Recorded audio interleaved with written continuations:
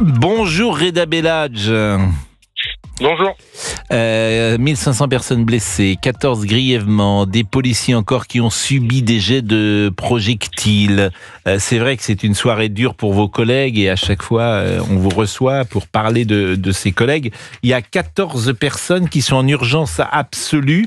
Est-ce que vous avez d'abord des nouvelles de vos collègues et est-ce que vous pouvez nous donner peut-être des informations pour avoir échangé avec eux? Comment ont-ils vécu cette nouvelle soirée de galère? Écoutez, on est en contact régulier via nos délégués sur le terrain. Pour l'instant, il n'y a pas de blessés très très graves, mais bon, on reste prudent, on suit très près et puis surtout on leur rend hommage parce que subir tout ça de semaine en semaine sans jamais que ça s'arrête, c'est vraiment difficile et c'est courageux de tenir vu le peu de considération qu'a envers nous notre administration. Vous trouvez qu'elle a peu de considération pour vous? On va écouter Laurent Nunez dans une seconde. Il est préfet de police de Paris. Il était ce matin sur CNews. Il dit que globalement, ça s'est bien passé. Mais c'est vrai, par définition, ça se passe bien globalement. Il y a plus évidemment d'endroits où ça se passe bien que d'endroits où ça se passe mal. Mais là où ça se passe mal, j'ai envie de dire, ça se passe très mal. Donc écoutez Laurent Nunez. La fête de la musique, elle a bien eu lieu à Paris. Il y a bien eu une fête de la musique, je vous le confirme, et qui s'est bien passée. Donc la fête de la musique à Paris, c'est 800 événements recensés. Et à Paris, en petite couronne, sur ma zone de compétence, c'est 800 événements recensés. C'est un grand concert sur le jardin du Carrousel. C'est l'élévation de la Vasque. C'est des zones de piétonisation, le quartier du Marais, le canal Saint-Martin. On est entre 1 à 2 millions de personnes. On ne sait pas trop l'évaluer, mais vous savez, les soirs du 31 décembre... Ce que vous aviez prévu 2 millions de personnes. Absolument. Oui. Les soirs du 31 décembre, on est sur 1 million de personnes sur les Champs-Élysées. Là, il y avait beaucoup plus de monde. Donc voilà, c'était un événement festif qui rassemble énormément de personnes. Reda Bellage est avec nous, vous êtes sur Europe 1, il est 11h15, il est porte-parole du syndicat de police unité et nous réagissons à ce qui s'est passé après la fête de la musique samedi soir. Quand vous dites notre administration, moi j'ai le sentiment que Laurent Nunez, c'était vrai pour Bruno Retailleau, c'est vrai aussi pour Gérald Darmanin, moi j'ai le sentiment que ces hommes-là ont été à l'écoute des policiers depuis de nombreuses années. Oui, c'est vrai qu'ils ont été à l'écoute des policiers depuis de nombreuses années. Maintenant, sur le sujet qui nous concerne, on avait écrit au préfet. Vous êtes policier aujourd'hui, il y a une fête de la musique, il y a une demi-finale du Paris Saint-Germain, il y a une finale du Paris Saint-Germain. Et on vous dit, non, vous restez pas avec votre famille, vous allez venir encore travailler. Surtout ceux de nuit, venez bosser. Même si on n'est pas sûr de pouvoir vous payer votre indemnité de travailleur de nuit, même si on s'était engagé à vous l'augmenter, mais on n'est pas encore sûr. Voyez, et vous êtes prévenu, par exemple, un rappel pour un événement comme samedi, les hommes et les femmes sont prévenus quand ? Ça dépend justement, et c'est ça la problématique aujourd'hui, c'est qu'on a l'impression, c'est pas une impression maintenant, c'est un constat, parce que ça fait un peu trop, à mon goût ça fait beaucoup trop, c'est soit la veille, soit 3 jours avant. Voilà. Donc ça veut dire que vous savez que vous avez la finale de la Ligue des Champions à telle date, on vous avertit 3 jours avant que finalement... Et là vous ne pouvez pas refuser. C'est un ordre. Parce que oui, parce qu'en fait, à partir du moment, il y a qu'une personne qui peut enlever un congé annuel, donc on fait pas revenir les congés annuels. C'est le ministre de l'Intérieur. Voilà. Tout le reste, tout ce qui n'est pas sur le prévisionnel, ce qu'on appelle nous le prévisionnel, en fait, on peut vous faire revenir. Voilà. Parce que en fait, l'administration, elle est tellement intelligente que depuis plusieurs années, les collègues ils sont obligés de poser leur congé 6 mois avant, sur des périodes de 6 mois, sur 1 an, alors qu'avant, moi, quand j'ai connu le terrain, ça fait un petit peu longtemps que j'ai pas été, mais en tout cas, nous, 40 jours avant, on pouvait encore poser une journée et puis être sûr de la prendre, quoi. Et aujourd'hui, vous pouvez pas. Donc en fait, on surutilise les policiers alors que on fait ce qu'on pourrait faire à 60 000 alors qu'on n'est que 20 000. Vous voyez ce que je veux dire? J'entends bien. Alors, ce qui est intéressant aussi, c'est la parole de Laurent Nunez, et il souligne qu'un seul secteur a été compliqué à gérer, c'était le Châtelet. Alors, est-ce que dans ces cas-là, il ne fallait pas faire de fête au Châtelet ou pas? Je n'en sais rien. C'est vrai que quand on connaît le Châtelet, c'est un carrefour où toutes les lignes de métro affluent. RER aussi. RER, donc forcément, il était peut-être prévisible qu'il y ait particulièrement du monde, et quand il y a beaucoup de monde, parce que ce qu'on voit quand même, c'est des jeunes gens avinés, des jeunes gens déchaînés, des jeunes gens qui cassent, qui hurlent, qui frappent. Bon, ces images sont quand même terrorisantes, disons-le. Écoutons Laurent Nunez, préfet de police de Paris, ce matin sur CNews. Il y a eu un secteur dans Paris, je dis un secteur, je pèse mes mots. Le centre de Paris. Le secteur de Châtelet-Léal, qui a été plus compliqué à gérer, puisqu'on a eu une foule très dense, qui était assez problématique en réalité à gérer, qui bougeait, qui se déplaçait, qui était très compact, hein, très compact. Hein. J'ai entendu ici ou là, mais pourquoi le préfet les interpelle pas? Oui, bon. Moi, je suis dans la vraie vie. Moi, je suis préfet de police. Et alors, pourquoi le préfet les interpelle pas, alors? Parce que c'est pas possible. Vous avez des milliers de personnes, vous pouvez interpeller des milliers de personnes. Alors, il faut être réaliste, il faut être raisonnable. Et puis, qu'est-ce qu'ils font? Il n'y a pas d'interpellation préventive dans notre pays. Ça n'existe pas. On avait une foule très compacte et il y a eu 2 moments de tension. 2 moments de tension. Il y en a sans doute un peu plus, parce que moi j'ai vu des images, il y avait des foyers de tension, mais des très grandes violences. Moi, c'est ça qui m'a frappé. Alors, il y a 1500 personnes quand même qui ont été blessées. Hein. Il y a 14 en urgence absolue.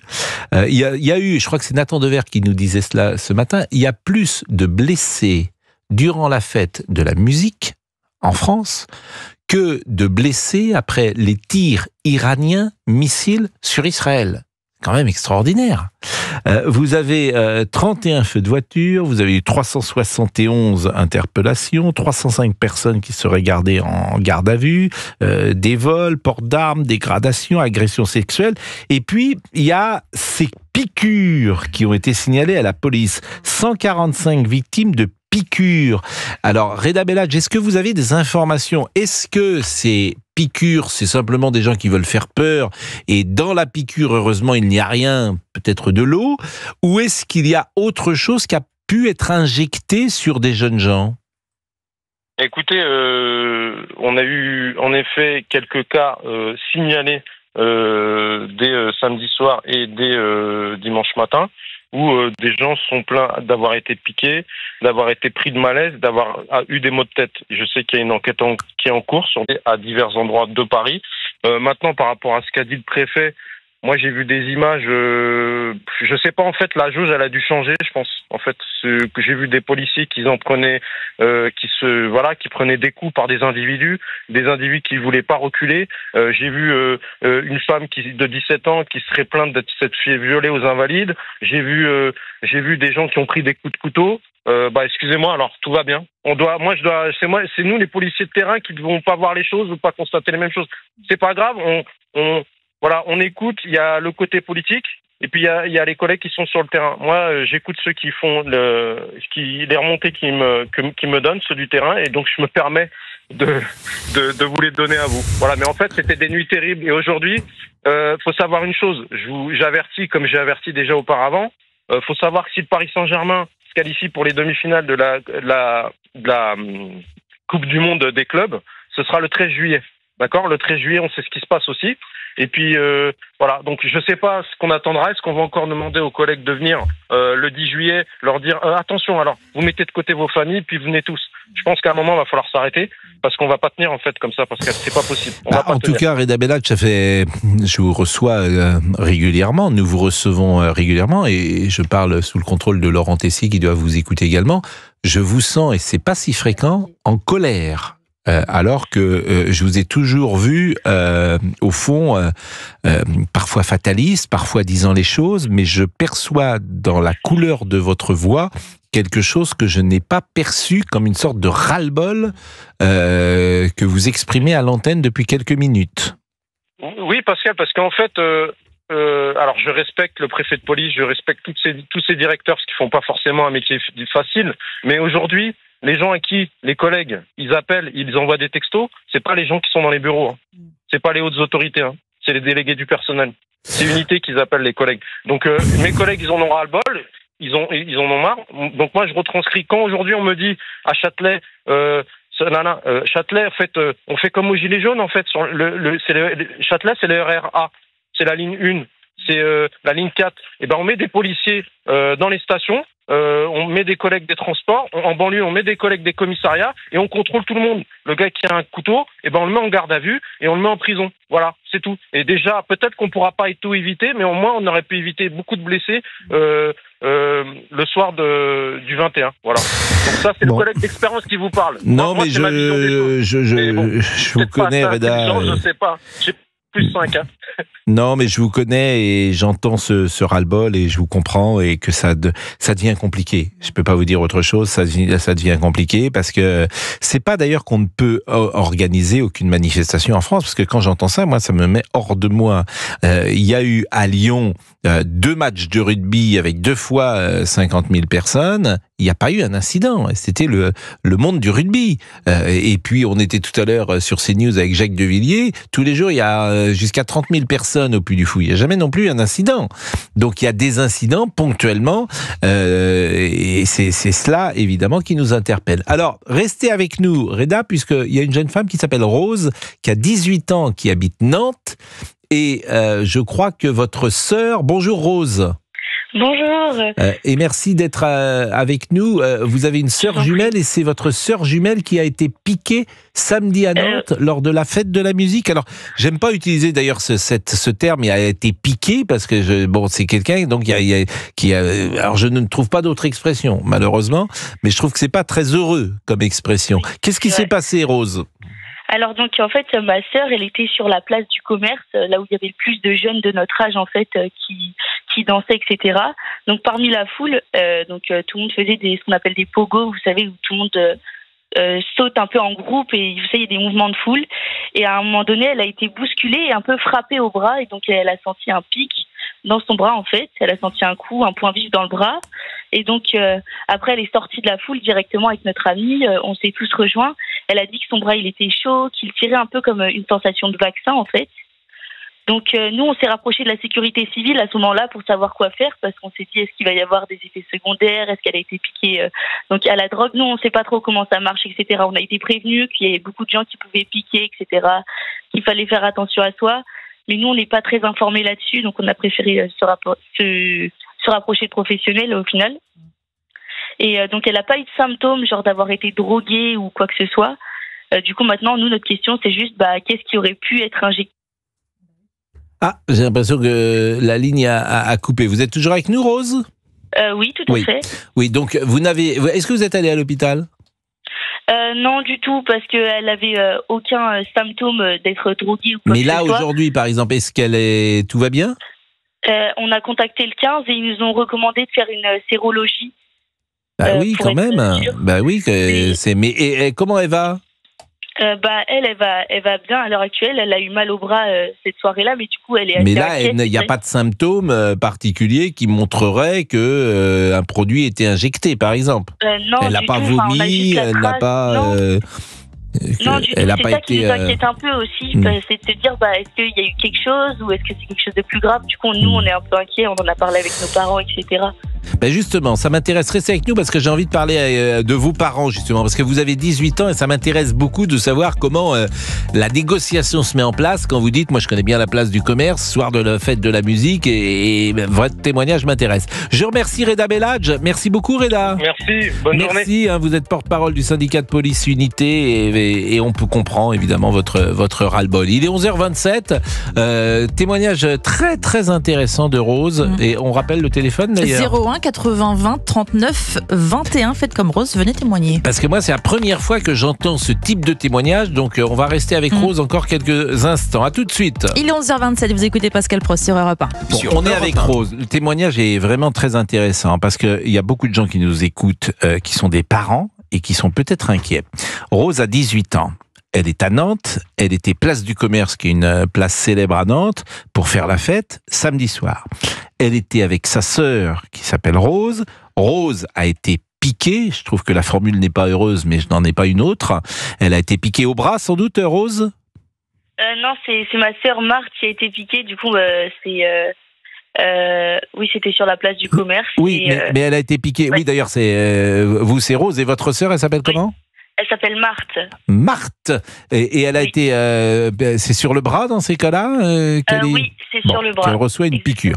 Bon, et je reçois, pendant que vous parliez, des témoignages.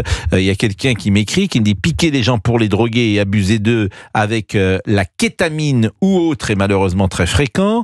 Avant, c'était dans les verres. Maintenant, tout le monde fait attention aux piqûres. Et cette personne me rapporte qu'une de ses amies a été piquée dans une boîte. Alors, du côté de de Royan. Et elle me dit, il ne faut jamais se retrouver seul, il faut être en groupe et que tout le monde prenne soin les uns des autres. C'est un peu partout en France. Bon, simplement, Rose, quand je disais tout à l'heure, il y a une négociation avec vos parents. Vous êtes jeune, vous avez 18 ans. Quand vous dites aujourd'hui, samedi soir, même si vous êtes majeur, quand vous dites à vos parents, je sors pour faire la fête dans les rues de Nantes, qu'est-ce qu'ils vous disent ? Moi, je sais que du côté de mes parents, ils sont pas forcément très stressés que je sorte dans Nantes tant que je sors entourée, c'est-à-dire de mes amis. Forcément, toute seule, c'est un peu plus risqué. Enfin, même que ça soit moi ou un de mes amis, on essaye tous de sortir en groupe parce que ça soit piqûre ou pas, on peut toujours avoir un petit problème. Donc, c'est vrai que là, je leur ai dit, je sors samedi à la fête de la musique. Ils m'ont dit, faites attention si jamais ça dégénère, si jamais il y a un mouvement de foule, etc. Mais on n'est pas très informés au fait des piqûres, etc. Parce que c'est personne ne l'est d'ailleurs, les piqûres. Mais quand même, cette place du commerce, elle est un peu bruyante et puis c'est un lieu de Nantes qui est assez chaud. Ils sont pas plus inquiets que cela. Vous avez passé 18 ans, hein, nous sommes d'accord, vous êtes majeur de toute façon. Bon, oui, majeur et vacciné, comme on disait jadis. Oui. Bon, mais ils ne sont pas plus inquiets que ça. Mais en revanche, ce qui est intéressant dans ce que vous me dites, c'est que c'est mieux si vous êtes à plusieurs. Vous habitez dans Nantes, dans le centre de ville de Nantes ou à l'extérieur ? J'habite un tout petit peu à l'extérieur, dans une commune juste à côté. Et qui s'appelle comment cette commune Saint-Herblain. Ah Saint-Herblain, je connais très bien Saint-Herblain qui jouxte Orvault. Alors de Saint-Herblain au centre-ville, vous êtes allé en tramway sans doute ? Oui, tout à fait, en tramway, la ligne 3. Et vous êtes revenu également en tramway la nuit ou les tramways ne fonctionnaient plus ? Oui, tout à fait. Si, ils étaient juste coupés à Bretagne, un peu plus haut dans la ville, en fait, à l'endroit où il n'y avait pas de fête, en fait. Bon, et donc la soirée, alors après, une fois que votre sœur, Marthe, a été piquée, et je répète, je trouve pas de meilleure expression, vous avez arrêté la soirée ou vous avez continué la soirée ? Non, du tout. Comme ma sœur, elle avait rien, en fait, la sécurité civile, ils nous ont dit, faites attention à elle, etc., vérifiez s'il n'y a pas de symptômes, mais en fait, à part son mal de bras, il n'y avait pas plus de choses. Donc vous avez continué la soirée ? Oui, tout à fait. Bon. Et quand vous rentrez toute avec votre sœur, forcément, quoi. J'imagine que vous êtes rentrée avec votre sœur. Je suis rentrée avant ma sœur parce que moi j'étais un peu épuisée par la soirée, mais ma sœur est restée en ville jusqu'à 4h du matin. Ah oui. Mais alors les tramways fonctionnaient toujours à 4h du matin ? Non, elle a dormi chez des amis avec qui on était. En fait, on s'est séparés en plusieurs groupes. Donc votre sœur continué la soirée avec des amis. Mais vous, quand vous rentrez en tramway, vous rentrez toute seule ou à ce moment-là vous êtes accompagnée par un ami ? Non, du tout. Je rentrais avec mon copain. Donc moi, je rentre jamais seule. Je pars du principe que je rentrerai jamais toute seule. Bon, et vous rentrez, et alors votre copain, il rentre, il vient avec vous, je ne sais pas si vous êtes en maison ou dans un appartement. Oui, il vient chez moi, oui. Bon, et il a passé la nuit chez vous, la nuit de samedi à dimanche. Oui, tout à fait. Non, mais je vous écoute parce que c'est passionnant d'écouter la vie des uns et des autres, parce que vous avez 18 ans. C'est vrai que il y a 40 ans même, c'était pas aussi facile de faire venir son petit ami chez soi. Il y a 60 ans, je vous en parle même pas, Rose. Mais j'ai eu 18 ans et je n'allais pas dormir chez mes petites amies quand j'avais 18 ans. À l'époque, je peux vous dire que les parents ça se passait pas comme ça, en tout cas. Mais c'est vrai, c'est pour ça que. Mais attendez. Franchement, moi j'ai des filles qui ont 18, 20 ans, etc. Et puis c'est la vie d'aujourd'hui. Hein. Je n'ai aucun. Je trouve ça plutôt bien, au fond. Je trouve ça plutôt bien. Bon, et alors qu'est-ce que vous faites, Rose ? Vous êtes en fac maintenant, j'imagine. Vous avez eu le bac l'année dernière ? Non, du tout. Je viens de passer le bac. Je passe mon oral cette semaine. Le grand oral. Vous passez le grand oral. Et alors qu'est-ce que vous faites l'année prochaine ? Je rentre en IUT technique de commercialisation à Angers. Écoutez, c'est bien. Et votre sœur, qu'est-ce qu'elle va faire, votre sœur jumelle Marthe ? Elle va à Saumur en joaillerie. Ah, mais pour la première fois, alors vous allez être coupées l'une de l'autre ça va, Angers-Saumur, c'est 20 minutes en train. Bon, Angers-Saumur, écoutez, ça, alors pour vos parents, ça fait double. Faut trouver 2 appartements, faut financer tout ça, c'est pas facile, hein ? Non, c'est vrai, c'est un peu galère. Vous êtes 2 sœurs ou la fratrie et il y a des frères et sœurs en plus ? On a une grande sœur qui, elle, est déjà partie de la maison il y a 3 ans. D'accord. Donc j'ai compris qu'il y a.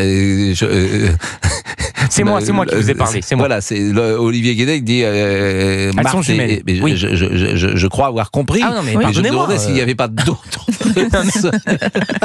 Donc vos parents vont se retrouver tout seuls. Moi je trouve. Alors l'une va faire joaillerie et puis vous vendrez les bijoux que votre sœur fera finalement avec cette unité de commercialisation. Oui, voilà, tout à fait. Bon, en tout cas, vous êtes sympa. Vraiment, c'est un plaisir de vous avoir. Et bon, j'espère que votre sœur va bien. Je crois, Olivier, avait trouvé votre adresse parce que vous aviez mis un message sur Instagram. C'est bien ça Non, sur TikTok. C'était un post sur TikTok. Voilà, sur TikTok. Bon, écoutez, et si vous venez à Paris, c'est toujours vraiment passer par le studio Europe 1 parce que c'est bien d'avoir des témoignages de jeunes gens. Pour tout vous dire, on est parfois un peu, c'est une nouvelle génération, et de vous écouter, vous pourriez nous parler aussi de vos activités, par exemple, c'est ce que vous allez faire cet été, je sais pas, de vos goûts également, dans tous les domaines, cinéma, lire, etc. Moi, je suis toujours passionné, et je pense que les auditeurs aussi. Également, de savoir comment vit une jeune femme de 18 ans aujourd'hui, ça nous intéresse, Rose. Super, merci beaucoup en tout cas. Non, merci. Et puis c'est un très joli prénom, Rose.